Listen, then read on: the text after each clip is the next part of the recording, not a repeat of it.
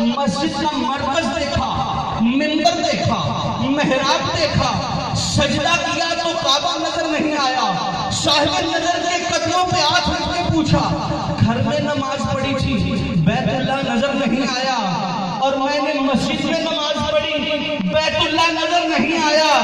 سمجھایا، ارے نادان تجھے اب بھی سمجھ نہیں آئی، جو قادر بیت اللہ کو غائب کر کے سجدہ کرا دے وہ بیت اللہ کے گھر والوں کو بھی غائب کرا کے نظام چلا لیتے ہیں۔ جو بیت اللہ کو غائب رکھ کے سجدہ کرا دے وہ اہل بیت کو غائب کر کے بھی نظام چلا لیتے ہیں۔ بہلول تنا دریا کے کنارے پہ بیٹھا، پیالے میں دریا بڑھ رہا ہے۔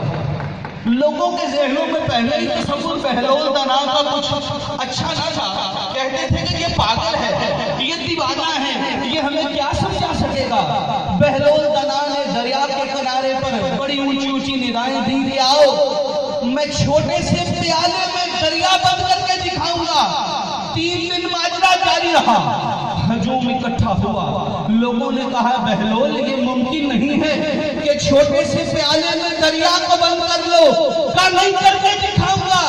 ضد کری، وہ پیالہ دریا میں ڈالا تو پانی بھرا، صرف وہ دریا ضم نہ ہوا۔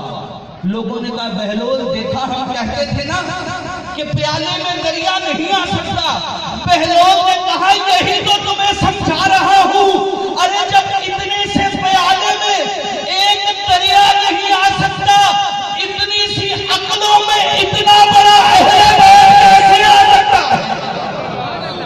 چھوٹی سی عقلوں میں، اتنی چھوٹی سی عقلوں میں اہل بیت کا نظام کیسے آ سکتا ہے؟